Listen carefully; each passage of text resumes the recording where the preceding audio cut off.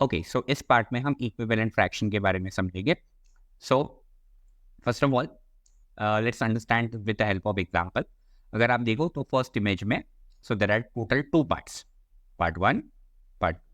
So out of two, one part is shaded. So 1 out of 2, so that you can write as 1 upon 2. अगर आप second example देखो तो there are total 4 parts, 1, 2, 3 and 4.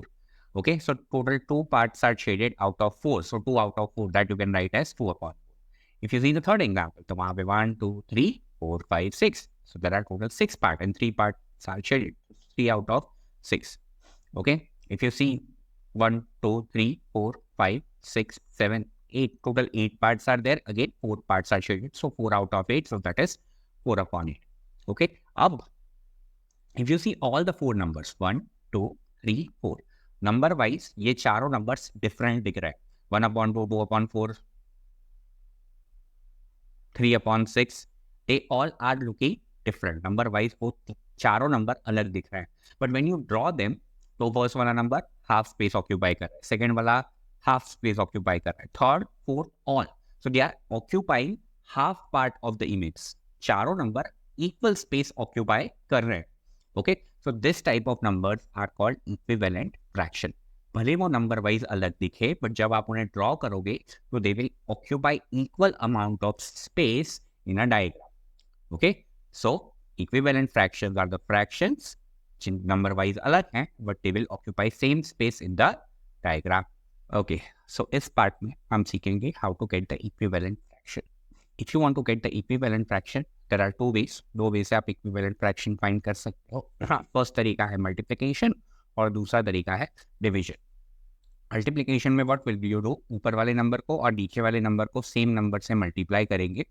Similarly division में भी क्या करेंगे, if you want to find the equivalent fraction using division, तो ऊपर वाले नंबर को और नीचे वाले नंबर को सेम नंबर से मल्टीप्लाई करना है. यहाँ पे सेम नंबर से इसलिए मल्टीप्लाई और डिवाइड कर रहा है ताकि नंबर चेंज ना हो. Okay, now let's do one example with the help of multiplication and with help of division. Okay, example 1, find the equivalent fraction of 3 upon 5. Let's say here we are using multiplication. Multiplication का use करके we find the equivalent fraction. Okay, so 3 upon 5. अगर आपको multiplication से equivalent fraction find करना है, so you have to multiply numerator and denominator. ऊपर वाले number को और नीचे वाले नंबर को सेम नंबर से मल्टीप्लाई करना है, और वो नंबर कोई भी हो सकता है. It can be 1, it can be 2, it can be 3, 5, 99, 9000, 1 crore, whatever. Okay, it is completely your choice. Okay, 5 will not select 1. अगर आपने 1 सेलेक्ट किया, ऊपर नीचे 1 आएगा और सेम का सेम नंबर वापस मिल जाएगा. So that is why we are not selecting 1. Any other number will do. So we should select a number in a way कि calculation easy हो जाए. So that is why I am choosing 2. Okay, why? Because वो table भी easy पड़ता है. So 3 2s are 6, 5 2s are 10. Okay, so 3 upon 5 and 6 upon 10 are the equivalent fraction. Again, फिर से 3 upon 5 लिया. ओके, अगेन अगर इक्विवेलेंट फ्रैक्शन चाहिए तो ऊपर वाले नंबर को और नीचे वाले नंबर को सेम नंबर से मल्टीप्लाई करना पड़ेगा. Okay, now let's select one number. Again calculation easy हो इसलिए I am taking 3. So 3 3s are 9 and 5 3s are 15. So again 3 upon 5 and 9 upon 15 are equivalent fractions. Okay, because यहाँ पे कोई भी number select कर सकते हो. Okay, you can select 2 3 4 5 6 7 lakh 10 lakh करो. Okay, so similarly, because of you have infinitely many choices for the number, आपको infinite equivalent fractions मिलेंगे. Okay, now let's take the second example. Find the equivalent fraction of 12 upon 20. Let's find this with the help of division. Division से find कर. So suppose you have 12 upon 20. So what you will do? सबसे पहले ये देखना है 12 और 20 कौन से टेबल में आता है. ऐसा टेबल ढूंढना है जिसमें 12 भी आता हो और 20 भी आता हो. So they both are coming in the table of 2. Okay, 2 6 are 12, 2 10 are 20. तो हम क्या करेंगे, सबसे पहले we will divide 12 by 2 and then we will divide 12 by 20. Same number से डिवाइड करना है ऊपर वाले नंबर को और नीचे वाले नंबर को. 12 upon 2 is 6 and 12 upon 2 is 6. here I made a mistake. यहाँ पे 20 आएगा. So यहाँ पे आएगा 20 upon 2 which is 10. Okay, so 12 upon 20 and 6 upon 10 are the equivalent fractions.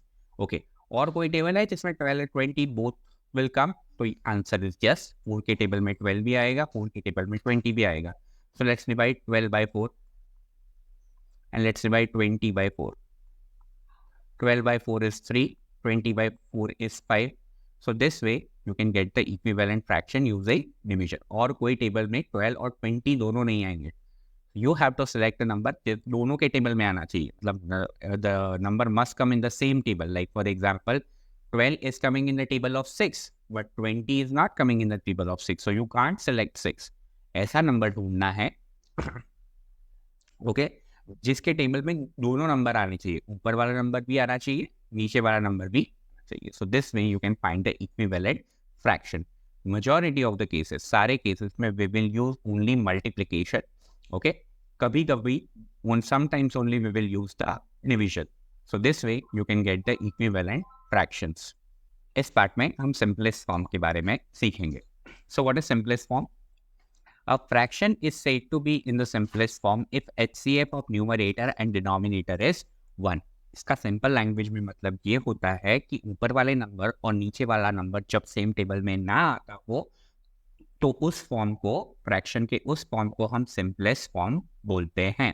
For example, ऊपर वाला नंबर होना चाहिए, नीचे वाला नंबर होना चाहिए और वो सेम टेबल में नहीं आना चाहिए. If you want to see, we can give some example as well. See if you talk about example 1, 5/4. Okay, तो 5 और 4 सेम टेबल में नहीं आते. So this is called simplest form. Okay, but if you talk about 6/10, okay, so 6 comes in the table of 2 and 10 also comes in the table of 2. So they both are coming in the table of 2. Same table में आ रहे हैं तो वो simplest form में नहीं. Okay, now we will learn how to find the simplest form of the given fraction. Okay, so find the simplest form of 9/50. So what you have to do is, आपको ये सोचना है कि for example ऊपर वाला number है 9, नीचे वाला नंबर है 50. In which table both the number are coming? कौन से टेबल में 9 भी आता है और 15 भी आता है? So they will not come in the table of 2 but they will come in the table of 3. 3 3s are 9 and 3 5s are 50. So what you will do? In place of 9 you will write 3 3s are. In place of 15 you will write 3 5s are. Okay, उसके बाद 3 और 3 division में है तो वो cut हो जाएगा और answer will come 3/5. Now if you see 3/5, 3 अगर 5 को देखो तो they are not coming in the same table. So this will become the simplest form of 9/50. Let's take one more example. Find the simplest form of 8/12.